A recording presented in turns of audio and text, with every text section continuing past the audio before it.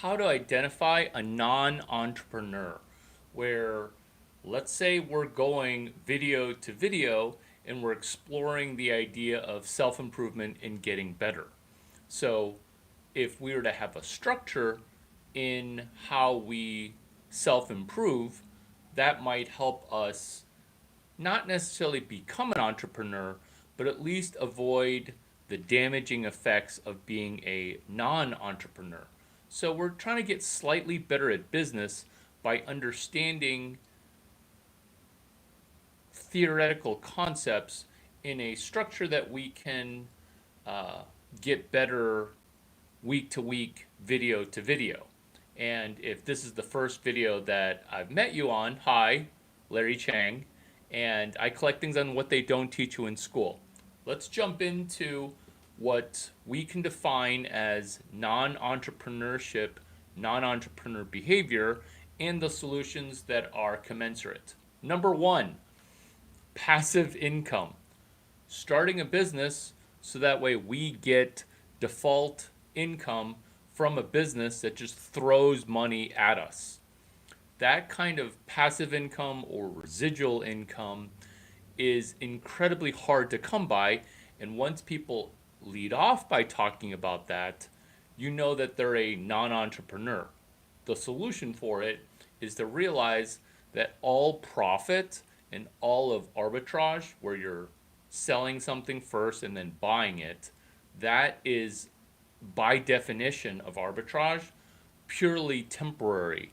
So anybody offering you permanence or some kind of stream that exists without you having to work at it is selling you a course that has an incorrect conclusion. What business is working hard, working smart, not violating the laws of proof of work. And residual income is a magical thing that you have to have had a bunch of arbitrages before you get one residual income, and even then you're counterintuitively actively trying to kill your own residual income. Why? Because that's the counterintuitive truth on the other side of business, which is perfectly the next point, is going from idea to idea, hoping that people will just jump at your idea. Non entrepreneurs think that when they come up with an idea, other people will think that it's a good idea and they're an ideas person or they're a creative. What we don't want to do as a non entrepreneur or as a person is jump from idea to idea, hoping that it's magically going to get us traction. The idea magically gets us to scale.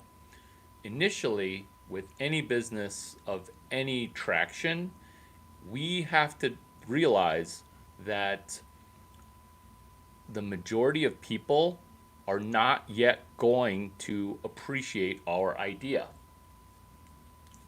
Gonna sneeze here.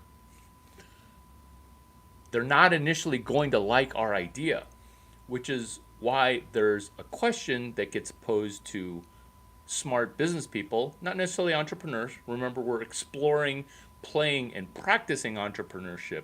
We're not perfecting it, but we're definitely trying to stay out of the category of non entrepreneur,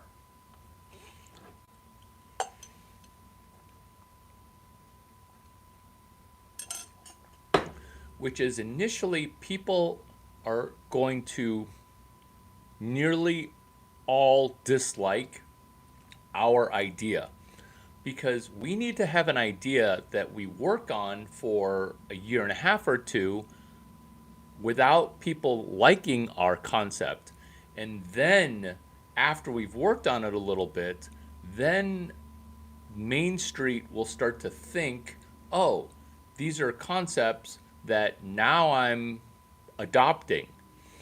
This is the difficulty of being an entrepreneur, because once you've had one success, oftentimes you're so far ahead that you end up never truly getting to adoption, and then you become a different kind of non-entrepreneur, which is, I'm such a good entrepreneur that nobody gets me, or my customers are dumb because nobody gets it.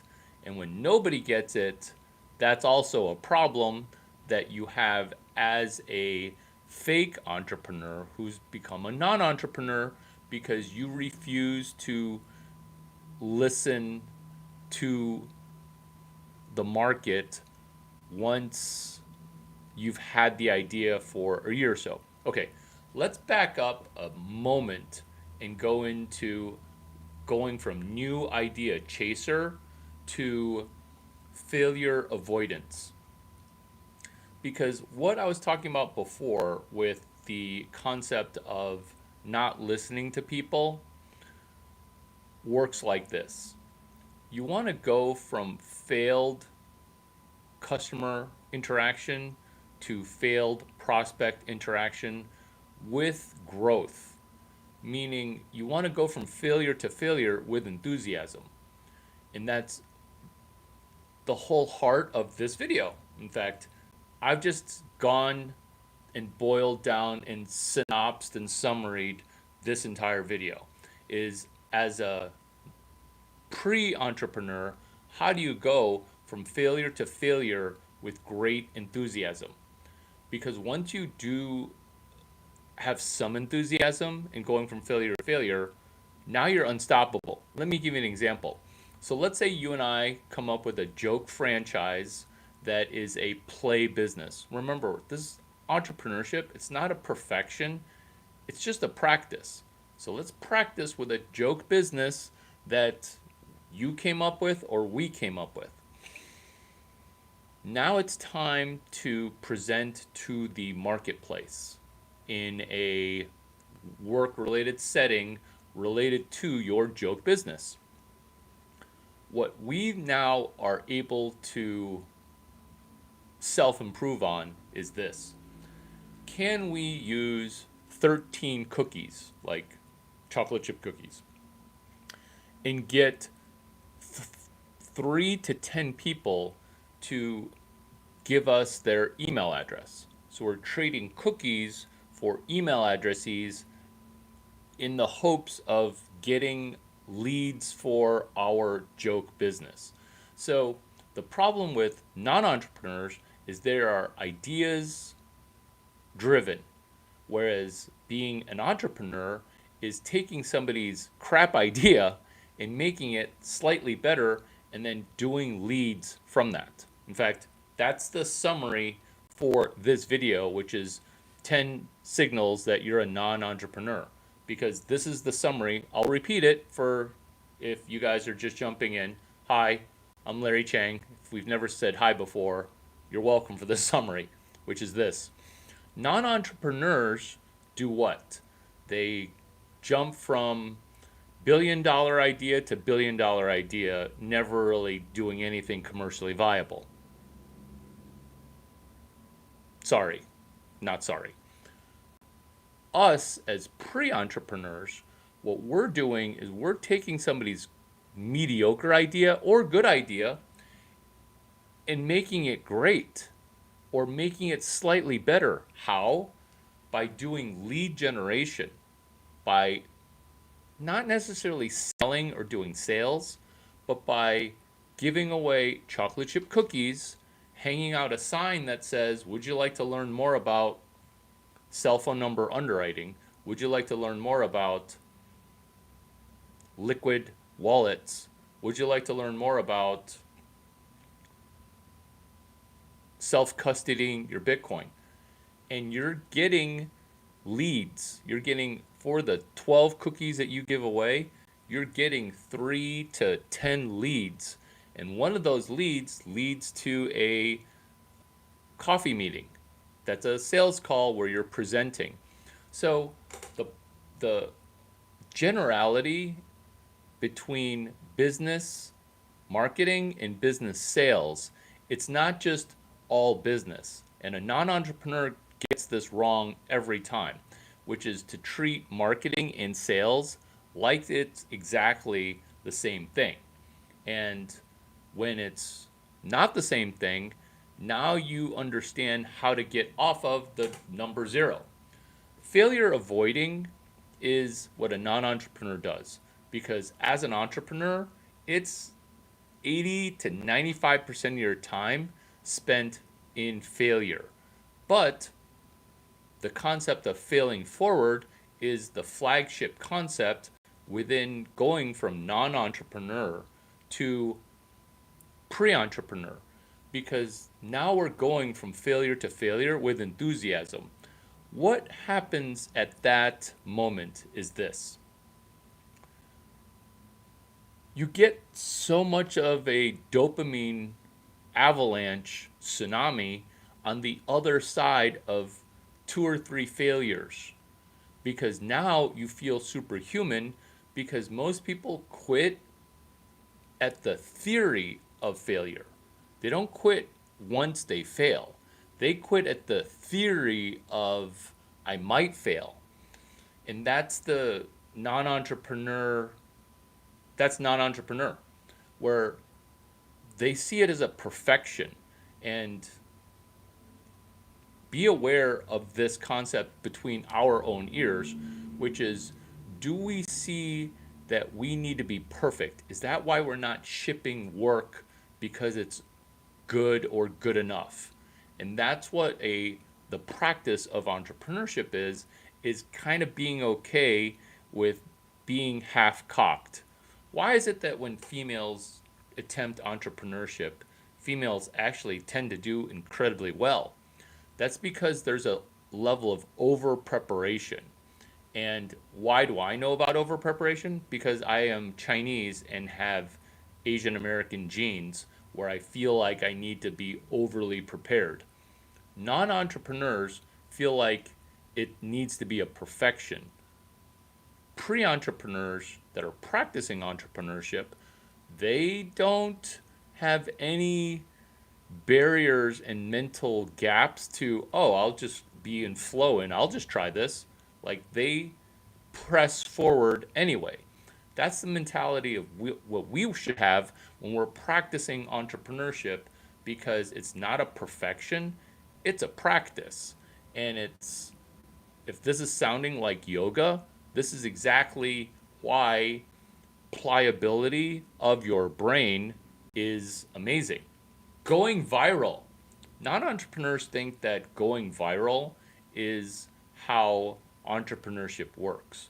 It's not just one magical thing where other people do your sales, other people do your marketing. That's going viral. Pre entrepreneurs and the practice of entrepreneurship is to realize that going viral is what founders do to make their company take off, versus hoping that a thing works out, where we are making our company take off by doing chocolate chip cookies for lead generation, by doing slices of pizza at a work conference for curiosity building, aka lead generation. Cannot arbitrage. Non entrepreneurs cannot arbitrage their first thing. What is arbitrage? Arbitrage is selling a lead for more and buying the thing for less. That is arbitrage. If you do not have a business model, you are not even a pre entrepreneur, meaning non entrepreneurs have this as a business model. Oh, I came up with the idea, I'll just license it. That's the hope for residual income. That's the hope for passive income. Why do we hope these things? Because we're sold these things from snake oil salesmen that are trying to sell you workshops and videos to say, ooh, hey, do these things and later on passive income will be hitting. I know. Isn't this stuff spot on? Thank you for your excitement and enthusiasm for this stuff literally being spot on. Let's keep rolling. Cannot arbitrage goes into also this, which is counterintuitive. This is amazing, which is this. Once you arbitrage once, meaning you do a table promotion at a work conference that allows you to give away, do food for lead gen, handing out slices of pizza for leads. Once that becomes amazing because you're like, I can't believe we succeeded at doing a table and doing a table promotion at this work conference because we're practicing pre-entrepreneurship. I can't believe that worked. What happens is people get bored of the one thing that worked. And I'm like, why did you get bored doing that when you barely had gotten started? Let's go into an example so that way we can practice tabling for a pre-entrepreneurship practice while we edit somebody else's idea versus protecting our idea, not necessarily protecting it, but realizing that our baby idea, we're going to be too analytical. We're going to be too perfection because it's our baby business, our baby passion project. Let's just work on somebody else's half-baked idea, and that way we can practice as a pre-entrepreneur. We can practice as the concept of us winning. And if we're talking about jokes, you're going to love my guacamole joke. How do you make slightly better guacamole than a Mexican guy? How do you make slightly better guacamole than the best chef you've ever met? This is the joke. This is the comedy. And also, this is real. This is how. We actually do the concept in this video, which is we add 30 steps to the guacamole recipe. We add 30 steps to pre-entrepreneurship. We add 30 steps to the 10 problems of being a non-entrepreneur. Are we talking about guacamole or entrepreneurship? Yes, we're talking about both. So, how do most people make guacamole? They go to the Whole Foods and they buy a $13 canister that's got like barely any guacamole dip. That's how most people do it. One step entrepreneurship, one step guacamole. How does that guacamole taste when you bought store-bought guacamole? It was made 2 weeks ago with preservatives. How does it taste?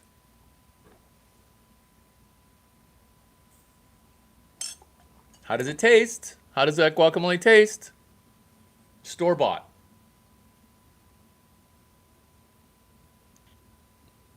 Remember, we're talking about guacamole and we're talking about entrepreneurship and we're talking about pre-entrepreneurship and we're talking about being a non-entrepreneur at this. Exactly! Non-entrepreneurs, that's what it tastes like. It tastes like store-bought guacamole. Are we going to go from non-employee, from non-entrepreneur to non-employee co-founder, which is basically a VC? Yes, this is how we're going to do it. We're going to take guacamole that exists, or a guacamole recipe that exists, which is what? Avocado, cilantro, lemon, salt, pepper, garlic powder, maybe, onions chopped up, okay? Maybe pickled onions. What we're doing with that is we're adding in, hi, welcome, I'm Larry Chang. We're talking about guacamole, but we're also talking about how guacamole affects non-entrepreneurs from a mindset standpoint. It affects how we become pre-entrepreneurs in a way to practice making guacamole. And instead of hitting on colloquialisms and slogans like when life gives you lime, we do la la lime, or when life gives you avocados, we make guacamole, because we don't want to be cliche in saying when life gives us lemons, because then people are like, I already know how this joke ends. Because this is the finish prestige of the joke, the conclusion of the joke with guacamole, and the tight summary for entering this room with being from China into New York, being born in Texas, culminated into this recipe, which is this. We want to take that guacamole recipe, which is traditional, and we want to add in roasted garlic that we barbecue. Then we we caramelize the garlic, and then we cool it down, and then we turn it into a paste, and we mix it into our guacamole. So we've added in 30 steps to basically barbecuing our guacamole and turning it into not Lululemon, not life gives you lemons, make lemonade, Lululemon, the yoga clothing company, not the joke concept of la la lime.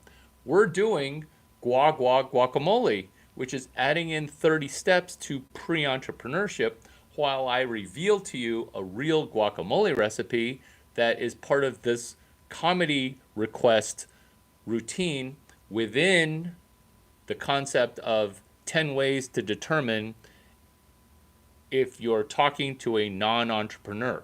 And the solutions, which are become a pre entrepreneur, notice it's not a perfection, and to understand how guacamole gets made. How cool is that? Right? And so let's continue with signature business recipes, right? Because guacamole are recipes 1 through 24 from a book that you can buy used for less than $1. Oh, non-entrepreneur says, I want the new business books. I want the new business books because I want to have new ideas. This business book was written in 1983, which is the Stone Ages for you guys, and that's okay because I freshened up those recipes. Oh, does this sound familiar? Where I take an old idea and I fluff it up and make it great? Exactly. And so now together, you and I are doing signature business recipes. 10 signs that you're talking to a non entrepreneur is this: not being able to take old books that are timeless and improving with another person by doing book club. So, signature business recipes is where we take time honored recipes that it turns out have never changed. Let me give you an example of that. Risk. Go big or go home. That's another slogan that's like, oh, when life gives you lemons, make lemonade. Go big or go home is actually incorrect. And so, what we do with entrepreneurship is not take risks and understand how founders before us have taken risks, which is on a piece of paper mitigated all the risk away. I don't want to have this turn into a risk video, but know that hashtag RMRMRE is a PhD thesis that I published on Twitter X, which is risk mitigation, risk minimization, risk elimination. Hashtag RMRMRE. But let's focus on signature business recipes because we want to move from non entrepreneur to pre entrepreneur. Do you see how I almost slipped to becoming saying legendary entrepreneur? Because that is actually much closer than you would think.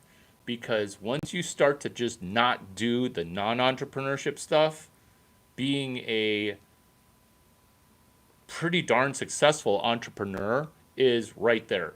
This is the point where you're like, okay, sell me the workshop, right? Because you're sold because you're like, oh my God, I've heard 5 ideas in here that are amazing. Now this guy's going to try to sell me something because I'm ready to plop down my entire life savings to get to a $600,000 business, right? So yeah, I am going to sell you something via a joke. Ready? This is going to be awesome. Hot Girl Entrepreneurship Club. What is that? It's blonde billionaires in America. I'm batting 1,000. Would you like to be a billionaire too? Or play pre entrepreneurship? You would. This is the sales pitch.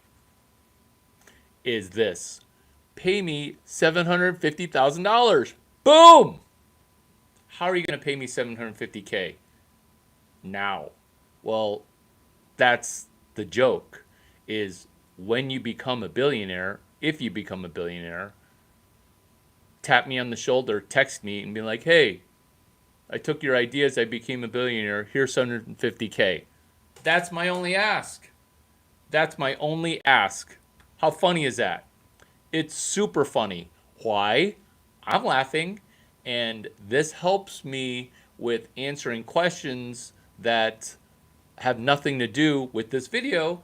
A good question to ask for this video is, can you expand on the juxtaposition of sales and marketing and lumping it into just one category? Oh my God, what a good question. Because it's genius to separate marketing from sales. Why? Marketing is when people do work internally thinking that they're planning to go viral. When you plan to go viral, you're not going to go viral. Like, it's really, really, really hard to go viral. Gary Vee has a hard time going viral. Dan Martell has a hard time going viral. No, it's 750K, which is not even, it's 0.1%. That's supposed to be the joke. And so, do you see how, like, the math is not correct from your standpoint? And it's like, it's okay. So, this is another joke. Jokes around.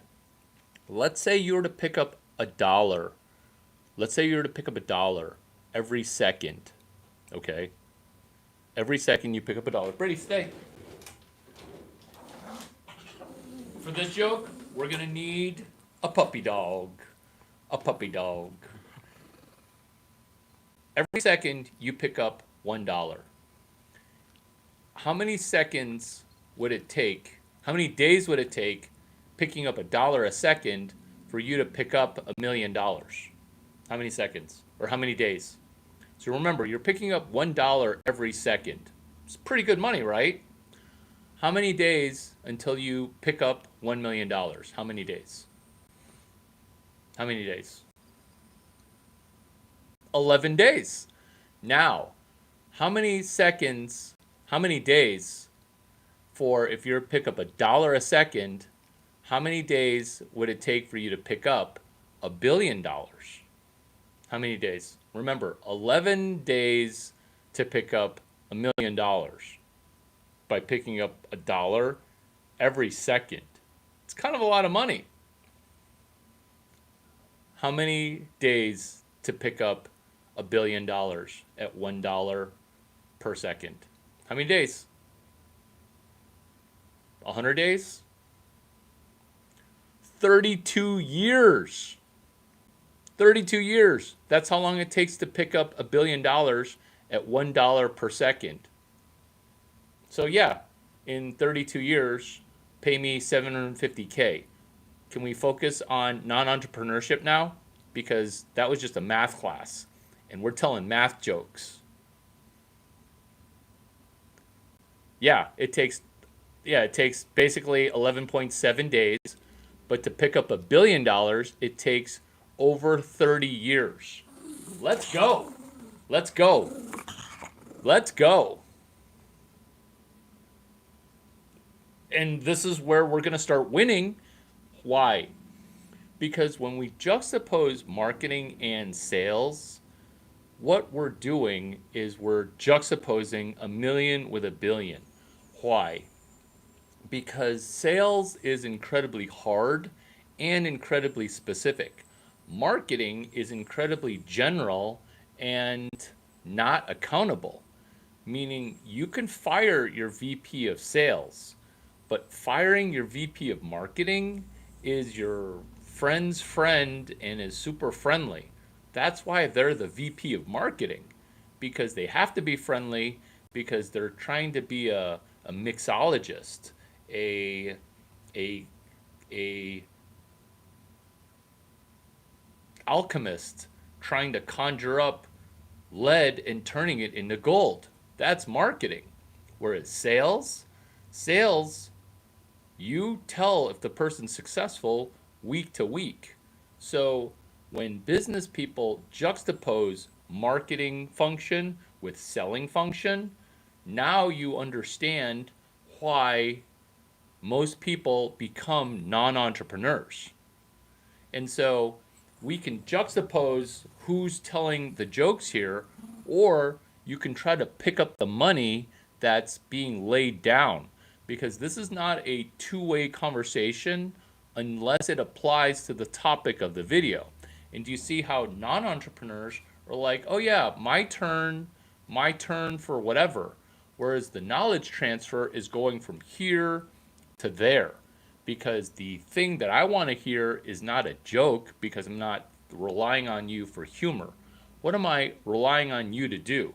Is to make yourself slightly better, because intrinsically, as a non entrepreneur, you want to lose focus. Oh my God, your brain losing focus. That's literally on my script, which is this: non entrepreneurs want to lose their focus because they don't want to practice an arbitrage.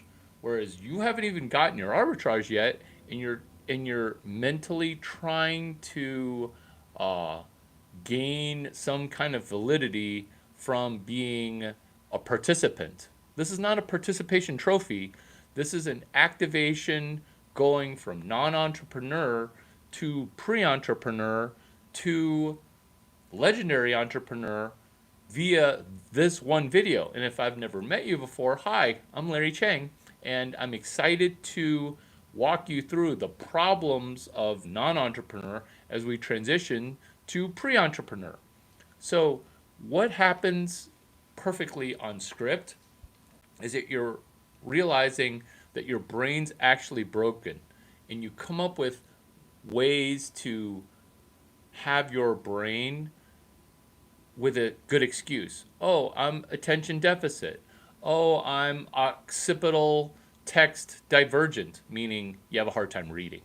Or I have neurodivergency, which is a different form of mental retardation, because right now, non entrepreneurs are default retards, because this information is just sitting out there so easy to do.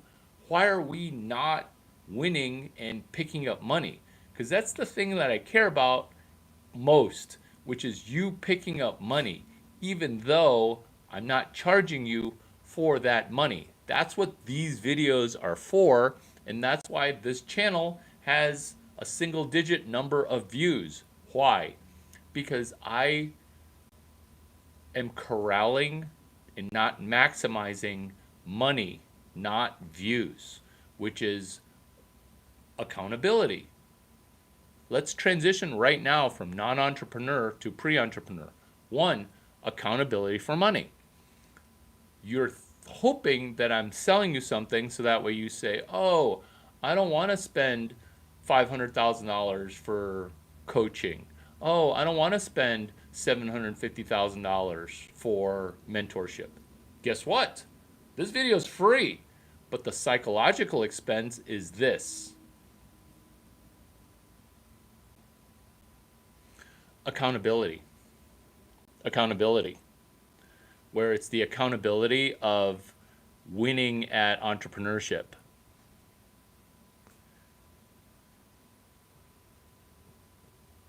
And so with entrepreneurship, you're doing something that is incredibly resourceful with no money.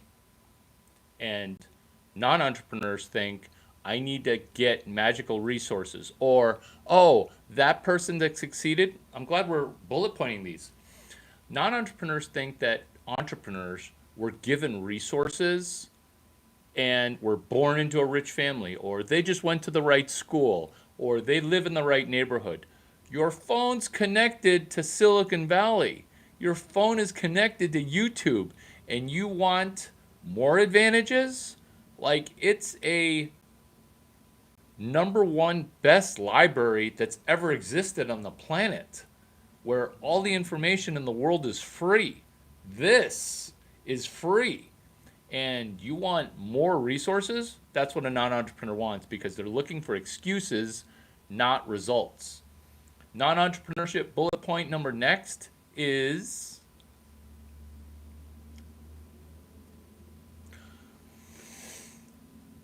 coming up with really good excuses to not promote and sell one thing, where it seems so simple, which I'll give you. This seems simple. 703-0458. Non-entrepreneurs think that they want to sell to poor people because non-entrepreneurship interaction is with people that don't have a lot of money. And they get intimidated by people that have money, and that's just the dynamic. What we want to do is we want to get comfortable selling things to rich people. Let's say talking to rich people is intimidating.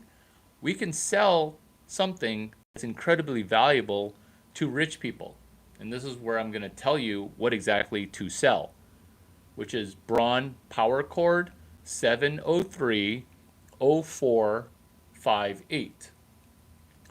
Old people that have a shaver have a really hard time Googling things, and they don't even know what they own.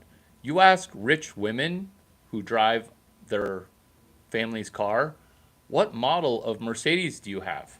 No clue. Where does the gas go? What brand of vehicle? Oh, I know the brand. Oh, I know the brand. It's blah, blah, blah brand. That's it. They don't know the model. They don't know the license plate. That's what you're taking advantage of with a Braun shaver, is they don't know the power cord. Problem. They lost their power cord on vacation in Europe. Problem. They lost functionality of their power cord when they went to Europe and they plugged it into a wrong power outlet. Solution. Sell them a power cord for part number 703-0458 that costs, that you're going to charge them almost $100 for. In fact, I would just charge them $130. After you sell it, then you go buy one, knowing that it's Braun Power Cord 703-0458. And what you're doing here is you're selling it first and then buying it. Or you can say, oh, I'll just do that later because it sounds so easy. But have you ever sold anything on eBay? Because entrepreneurs, they had a pre-roll where they sold stuff on Amazon as a hobby, as a kid business. They sold a SAT preparation service. They sold baby businesses that are like lemonades. You're the one who's joking about lemonade stands. This is how to do a lemonade stand business. You connect lemonade stand baby businesses as a pre-entrepreneur. And then so you do entrepreneurship, where I don't understand the question of to a computer, phone, or Tesla. No, you're selling a power cord to a Braun shaver. You're selling a power cord, an incredibly specific power cord, and knowing the part number is 99% of the work, because people can't Google the part number. And so you're buying that part number only after you sell the Braun power cord and you sell it on eBay. No. This is also what a non-entrepreneur wants to do. They want to buy a franchise. No. You want to practice pre-entrepreneurship. You don't want to just buy an entire business. In fact, okay, so I'm going to repeat the question. Should I buy a business that somebody else is selling? So the answer to that is an entire industry of buying other people's businesses, improving them, and then selling them. And so that's actually a pretty good question because now I can answer this question with non-entrepreneur buying a business hoping for residual income, which is how I started this video. And so, hold on. So, this is buying a business, hoping for passive income or residual income. This is what we want to do. Remember, the question that you asked is, should we buy a business? This is what we should do. We want to identify a business that we might want to buy, that we want to audit and determine, hey, what's the value of this business? There's a class on this. Don't get intimidated, okay? And if I haven't met you before, it's Larry Chang, and we can now study buddy, should we buy this business? We want to study a business and audit a business and learn about a business before we buy that business. But this is the counterintuitive thing for making money with a business before we buy it. This is non-entrepreneur going into search fund entrepreneur. It's an incredibly specific format of entrepreneurship that I would write down for the first time if you've never taken notes. You're going from non-entrepreneur to search fund entrepreneur. I'm going to wait for you to get a pen because this video is about to get super amazing because of your question, should I buy a business? Because this video from here will be amazing. Go grab a pen. I'll wait.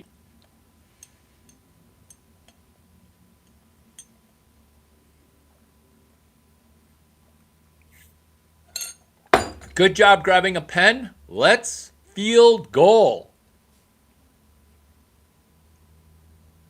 Here we go. You're going from non-entrepreneur to search fund entrepreneur. Those words are incredibly critical, and now this video has been relabeled search fund entrepreneur because we are executing search fund entrepreneurship. Search fund entrepreneurship is this in a nutshell, which happened to the Wright brothers, the people that created airplanes, okay? Search fund entrepreneurship. Irv Grousbeck, search fund entrepreneurship. Larry Chang, search fund entrepreneurship. Duck 9, deeply understood capital knowledge. Search fund entrepreneurship. This is a rocket ship. We're taking off. Let's go.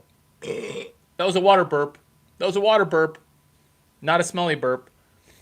We're taking an existing business that we're considering buying and we're becoming great by doing lead generation for that business. How tight was that 15 seconds? You can remix that into what is a search fund entrepreneur.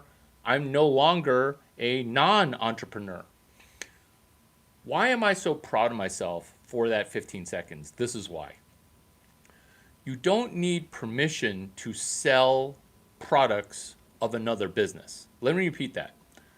If there's a hotel, Epiphany Hotel, I don't need permission to sell your hotel rooms. This is what websites do all the time. Negotiating commission on what I sell, that's a different matter. But if I'm selling your hotel rooms for $900 and I'm buying them after I sell the $900 room from you for $250, that's perfectly legal. Did I just explain to you the business model of a hotel and hotel resellers and travel agencies? Oh, I think I did. And do you see how now we're doing search fund entrepreneurship because we don't have to buy the hotel in order to profit from the hotel gaining value, gaining revenue, gaining new customers. Whereas I'm cutting out that step. Do you see the genius in cutting out the step of buying the business? And so ask the question, because now what we can do is we can turn around a business that we don't own. Now it's going to get amazing because remember when I was talking about guacamole and signature business recipes? We're going to DJ in another signature business recipe, which is this. Ask your question, obviously. Two signature business recipes together. These are the two. Because remember, we're moving from non entrepreneur to search fund entrepreneur. And this is bullet point number 9 of search fund entrepreneurship, which is this.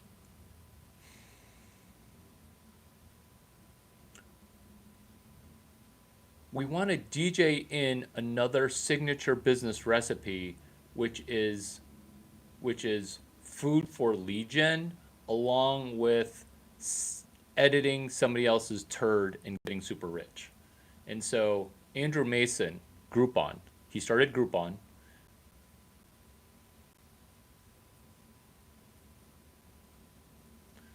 Andrew Mason with Groupon, that was him editing a pile of turd and then getting super rich.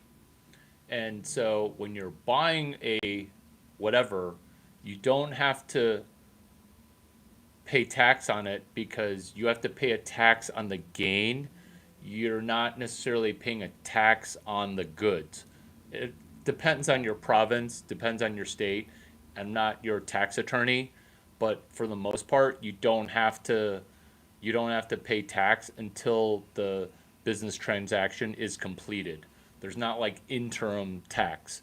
But when you even say tax, your brain's trying to come up with an excuse to not do search fund because you're not even like if you're worried about like some single digit percent of tax when I'm talking about selling the hotel room for $800 and buying it for 200, your brain's just trying to not do the thinking portion of it.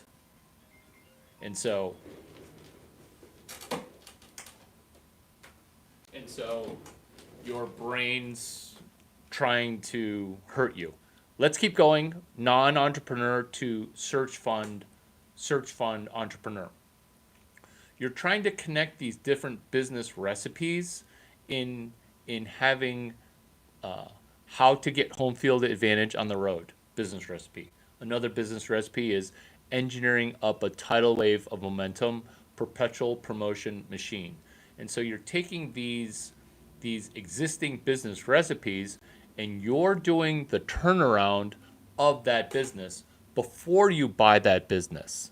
Let me repeat that because that's another 15-second remix that you benefit from, which is, oh my God, Larry talked about non-entrepreneurship and he dropped some of the most outstanding pre-entrepreneurship practice. So let me reiterate what I said so that way we start off this relationship positively. I'm Larry Chang. It's nice to hang out with you. Let's field goal. We benefit, you benefit from selling a business and selling and promoting for a business that you yourself do not own. That's the nugget and nutshell, which is counterintuitive. Because now what we get is a lot of things because we don't need to buy the business in order to turn it around. We can turn around businesses that we don't own.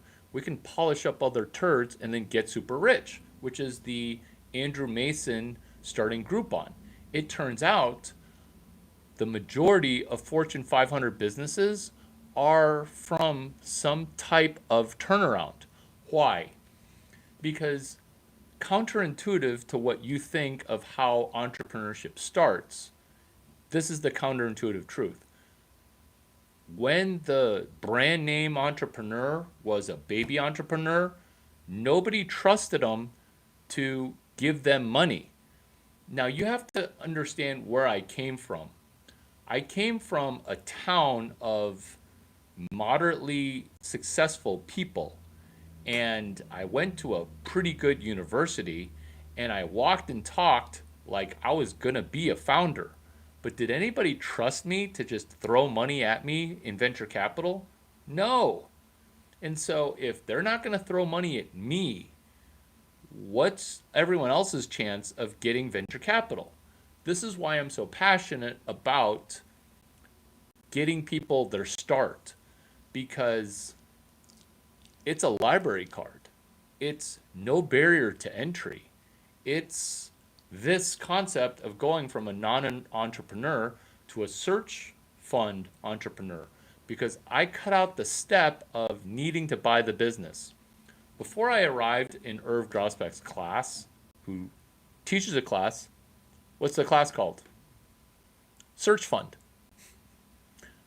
Checking to see if you've got a heartbeat, checking to see if your brain's on. Let's keep your brain turned on and practice search fund entrepreneurship. As we practice pre-entrepreneurship, as we avoid 10 things that non-entrepreneurs do, think, say, and act like, which is this.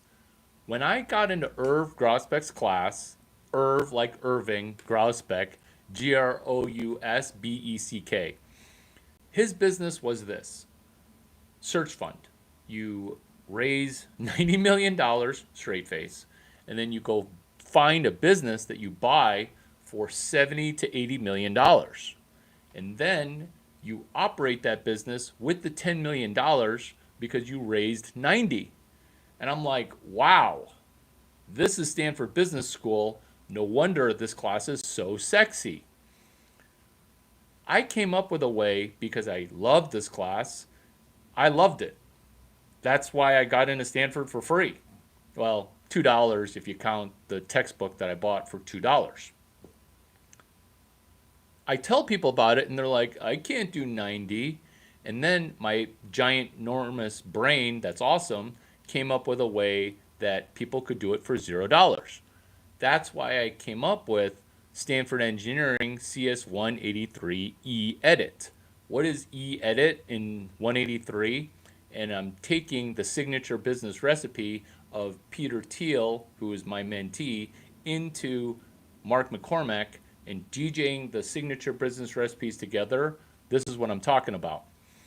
Stanford Engineering CS 183E, don't get intimidated. I talk about it at the 7th grade level. So if you graduated junior high, you're qualified to sit in for the rest of this video, which is this. Irv Grosbeck's class, no money required. Boom! How proud am I? Super proud. How long have I been doing this? A decade. How awesome is this? This works every time, 98% of the time, which is why I can, with a bold, straight face, say, give me $750,000 when you become a billionaire. If you fuck me out of the $750,000, I don't fucking care. I got entertained. Irv Grosbeck's class, search fund, no money required. So it's a search fund class without having to raise a fund. This is the most potent thing that is true on the internet. Why are my views so low? Why have I been doing this so long? Because I demand accountability. And I don't need to be internet famous. I'm real world famous. Am I going to be talking about these things for 15 hours at Cal State University, Fullerton branch? I think it's called Fullerton. Fuller Brush, Fuller. It's some offshoot Cal State University that's not Irvine, that's not Los Angeles, that's not Santa Barbara. I think it's Fuller something. Anyway, it's 3 15-hour lectures. What am I talking about? Is winning without any money in a game of failure judged by negative people in a misinformation environment. I'll be doing a 15-hour lecture on these concepts of trying to win in the game of failure. Are these jokes? Oh, these are jokes that are going to be covered on ESPN because they're like, ESPN, it's a extra special, extra sports promotion network. It's like a TV channel. Maybe you've seen it. That's what I go on, ESPN. And these jokes become amazing. Why? Because Irv Grosbeck actually sits next to me now. Yeah, Section 6, Row D. if we haven't met before and you're watching this video on archive, who is Irv Grosbeck? He teaches a class, Search Fund. And this video is about non-entrepreneur, the 10 signals to pay attention to. Are there non-entrepreneurs sitting in Irv Grosbeck's class? No, there are none, because they all want to be entrepreneurs. That's a different category of humans, is a wannabe entrepreneur. I don't fault those people. I was never a wannabe entrepreneur, but people call me a wannabe entrepreneur, and so now I'm the not vagina whisperer, not putty whisperer or pussy magnet. Now I'm the wannabe entrepreneur magnet of, oh, does Larry even have a business? Let's go wannabe entrepreneur. Let's go search fund entrepreneur, which is Irv Grosbeck. Do you have $275,000 to take Irv Grosbeck's class? That's an honest question. I'm asking you a straightforward, honest question, which is, do you have $275,000? Because guess what? Stanford and the government and your country's government, they'll lend you $300K to go to Stanford Business School. Now you've got another problem. Guess what that other problem is? You're going to have a hard time getting in. And that's okay if that you're already in there, because now, hey, Larry, I'm already in Stanford GSB. I'm a special snowflake. You don't know what you're talking about. Well, here's where I do know what I'm talking about. Good luck applying to get into Irv Grosbeck's class after you get into Stanford, because guess what? After you get into Stanford, getting into that class is still super hard. 700 people get into Stanford GSB, and 68 people get to take STRAM GT 353. This is the benefit that you have. You don't have to wait to get into Stanford Business School. You can just get a library card and Irv Grosbeck's book, New Ventures and the Entrepreneur. So I just saved you literally $275,000 by teaching you specifically on Search Fund. Do you see why I'm doing 3 5-hour lectures at California State University located in California, right? It's 15 hours. 15 hours. How am I going to fill 15 hours worth of lectures? How? How would you do it? That was a rhetorical, humorous question. This is how I'm going to do it. I'm going to regurgitate 2 dudes. I'm going to paste copy 2 dudes. Augie Garrido, Cal State, University of Illinois baseball coach, and University of Texas baseball coach. I'm going to regurgitate Augie Garrido in that city in California with the attorney general that applies U.S. national laws and federal laws and state laws, because it's going to be on state property, with Augie Garrido and Irv Grosbeck. I'm going to be regurgitating 2 octogenarian dudes with a little bit of Tom Brady love. 15 hours. Let's field goal. Search fund entrepreneurship. Search entrepreneurship. Continuing. You don't need to wait to get into Stanford Business School. I'm giving you the class number and the textbook. We can study buddy that textbook as you study buddy how to be a search fund entrepreneur. Is this going to be 15 hours of lecture in Cal State University? Yes. Am I getting permission to lecture there for 15 hours? Do I need permission? That's search fund. Is you're progressing without consent for business while adhering to U.S. federal law and U.S. state law. Why?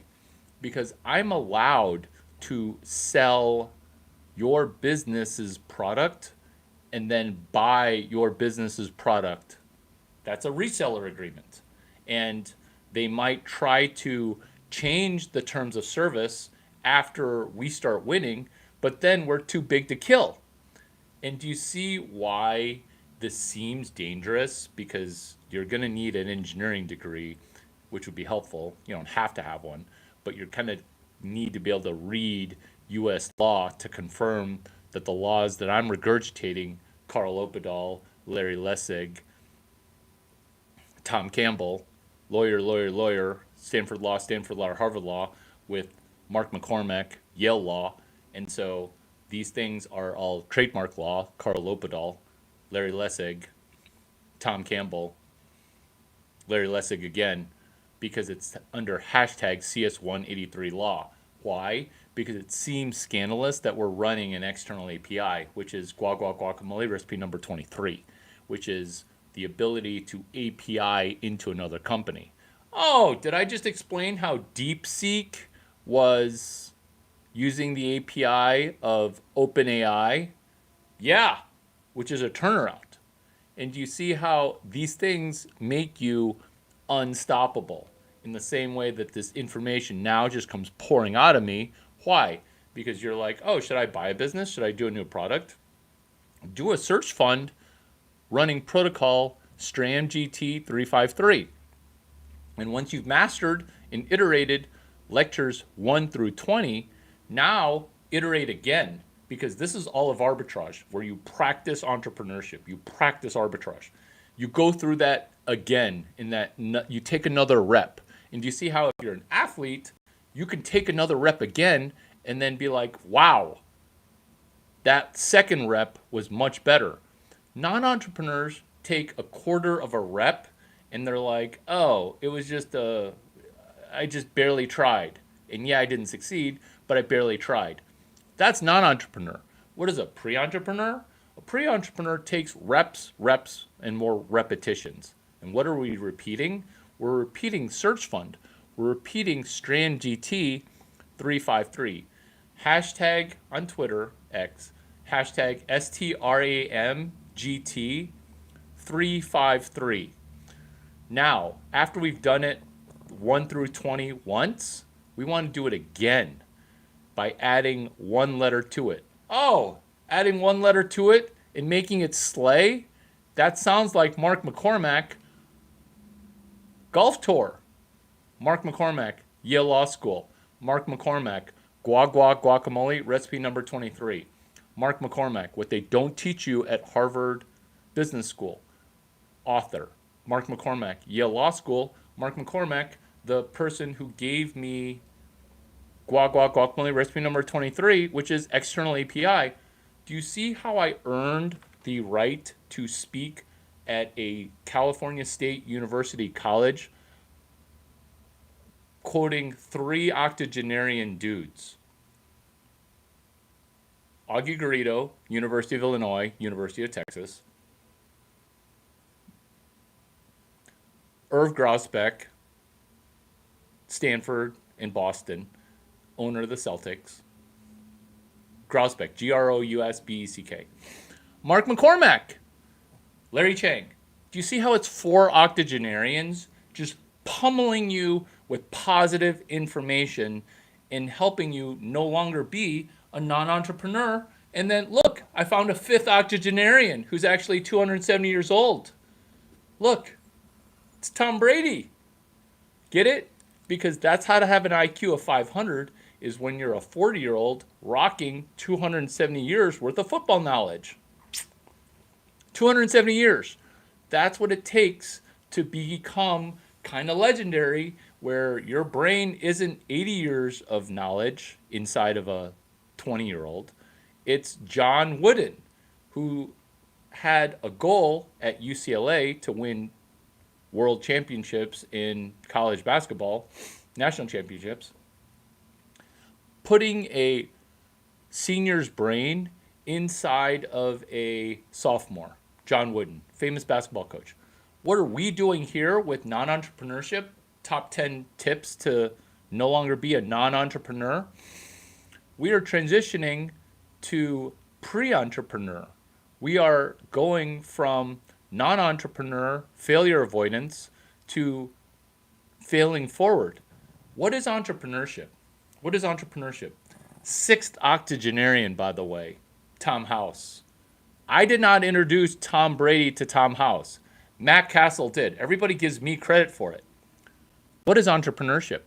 It's a game of failure judged by negative people in a misinformation environment.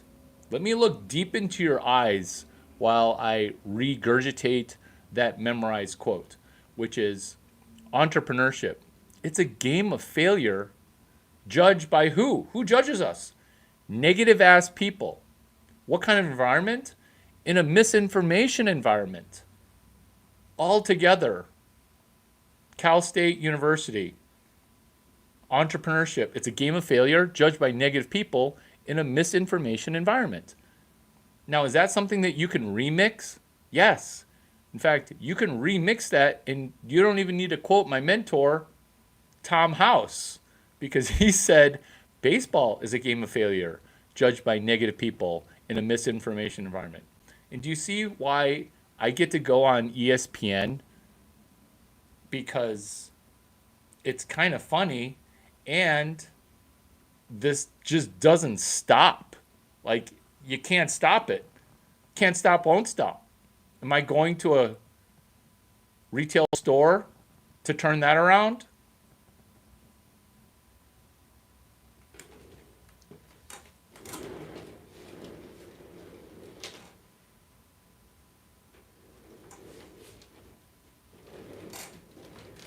I brought in a special guest.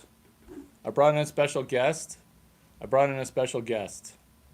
This special guest came from GameStop. Can't stop, won't stop. Are we going to turn around GameStop with live action business case study 1452? Oh, I think we are. Are we doing a search fund? Are we doing a search fund? Are we doing a search fund for GameStop? Basically, where I'm sitting second fiddle, second violin, third violin for Can't Stop, Won't Stop. Because live action business case study 1452 is this fluffy guy. You know what? I'm bringing him. I'm bringing him. I'm bringing him to Cal State University, and I'm going to be quoting Augie Garrido, University of Texas, University of Illinois. Why? Be prepared. This video is about to jump to the next level of amazing. We're going to bring our special guest fireside chatter, Tom Brady. Psycho-cybernetics. Dr. Greg Harden was Tom Brady's sports psychologist. Why do I know this?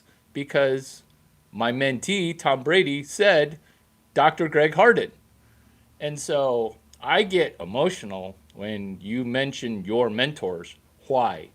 Because in 2095 or 2120s, when I pass away, I want you to be like, yeah, Larry Chang was an amazing mentor. He was amazing. So, psycho-cybernetics is Maxwell Maltz. And this helps us go from non-entrepreneur to pre-entrepreneur, because what are we trying to do? We're not just trying to become magically a billionaire. Why? Because picking up $1 per second, it's going to take us 32 plus years to become a billionaire. So let's just not necessarily rule that out, but let's try to get you to $600K, because with today's diversity, I'm solving that by rounding up. So if you get to 600K, you get to call yourself a millionaire. This is how.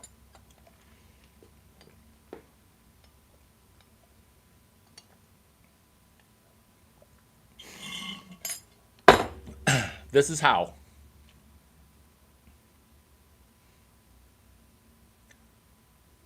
Go through and pick out 21 nuggets from this 70-minute video.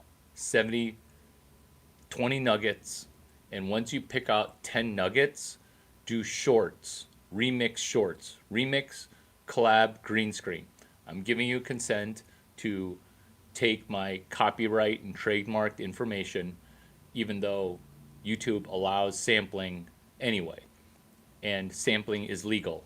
Larry Lessig, copyright. Lawrence Lessig, Larry Lessig, if you're friends with him. Free culture. Creative Commons license. I consent to you taking 21 nuggets from this 70-minute video. It's been super fun hanging out. As a recap, if you're just joining the room late, I buried 21 Easter eggs that you can paste copy. And because I'm giving you consent for that, we're journeying from our current state of dollar amount to 600K. And you might be stressed that I'm going to charge you 15% of your 600K. But guess what? 9K is not going to move my needle, pun intended. So you can just have it for free. This video's been for free. And so together, going from non-entrepreneur to maybe inside of GSB, how? Why? How many people study math class before math class? How many people study Strategic Management 353 Search Fund before attending Stanford GSB? Very few. Am I also explaining how Warren Buffett got into Columbia University? Yes, I am. Because he messaged Ben Graham in the same way that I messaged Irv Grousbeck. That's winning. Warren Buffett, he's an investor in Omaha. He wrote a letter to Ben Graham, and he said, I used the book Intelligent Investor. I can't believe you're alive. You're a living legend. I want to say page 117 and page 125 of Alice's book, Snowball. Now you understand how to become a pre-entrepreneur by writing letters and cold calling existing people. By becoming a pre-entrepreneur, which is what Warren Buffett did with asking, hey, I can't believe you're alive. Can I come visit your class and listen to your lecture? And so Warren Buffett got into Columbia, not urban legend, specific legend, which is page 117 and page 125 of his book Snowball. I want to say chapter, well, you know what? Those are the page numbers. Let's focus. Non-entrepreneur to search fund entrepreneur is Strategic Management 353. And that is Irv Grousbeck. Is that how I got into Stanford business? Yes.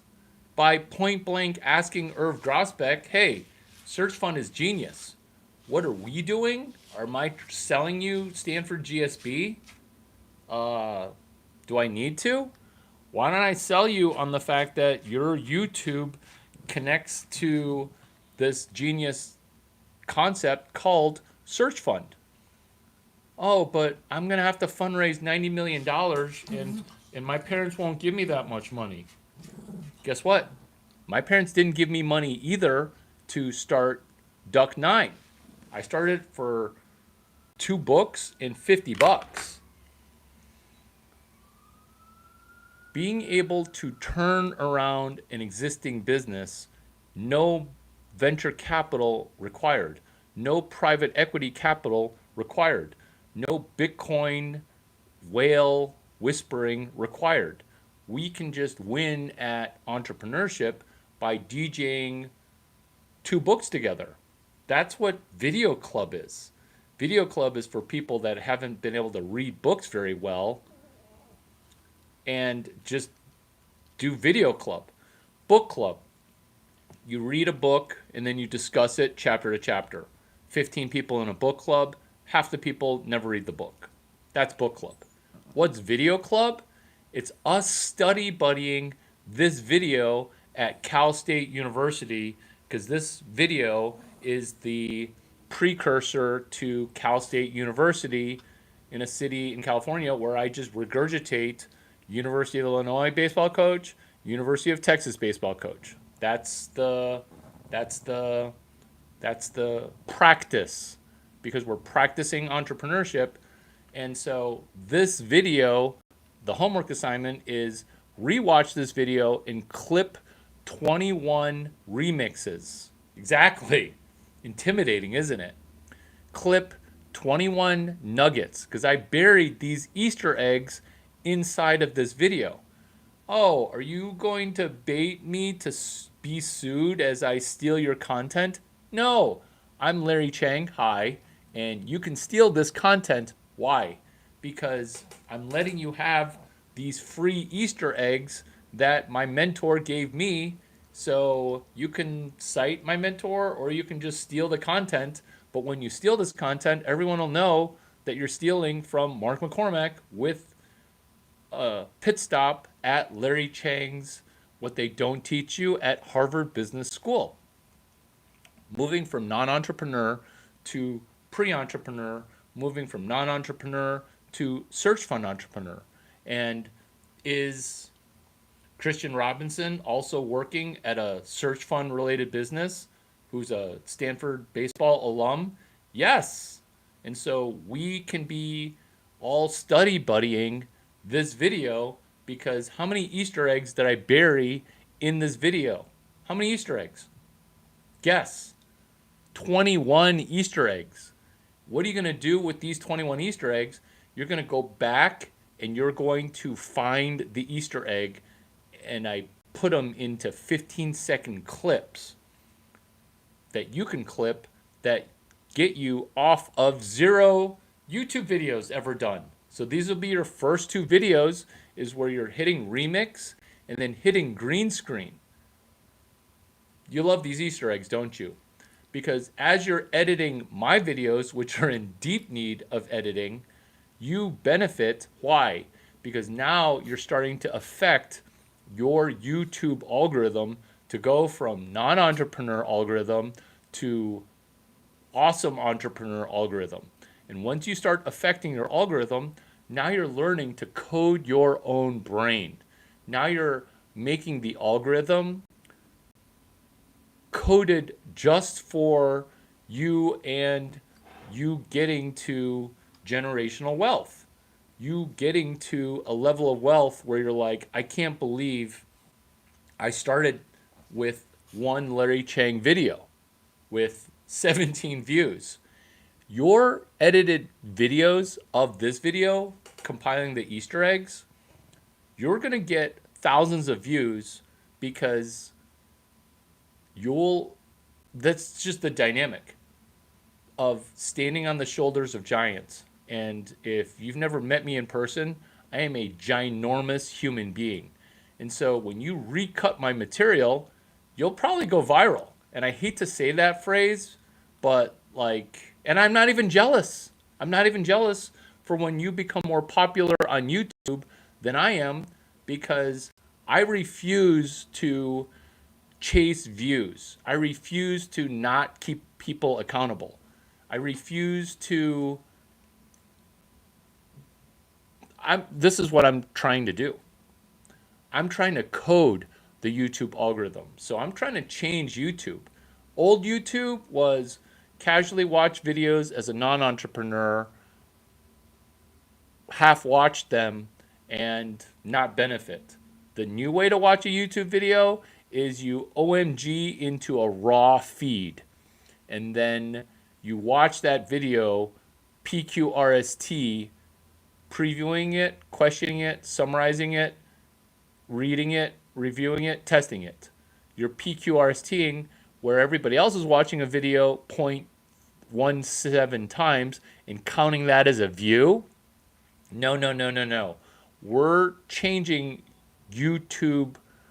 We're changing YouTube by coding YouTube into our brains by PQRST consuming the video. So now you'll understand how to go from non-entrepreneurship to entrepreneurship. And this is the flagship video for you. Raw, uncut, unfiltered, before Cal State University, where I regurgitate the guy who taught at University of Illinois and University of Texas.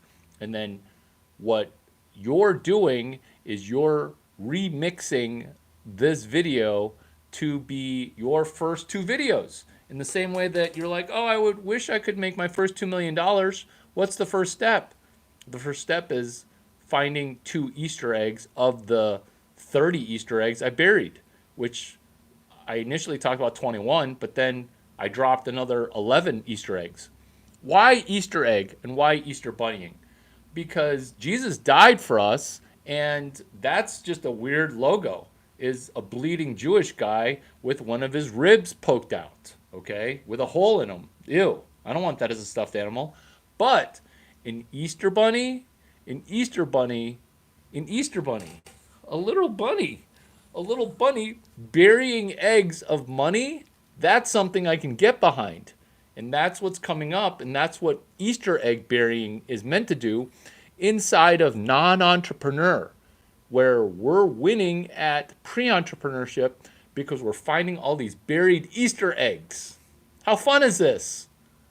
Are you enjoying yourself? Are you enjoying yourself? I enjoyed hanging out with you, and I look forward to the Easter eggs that you find that I buried.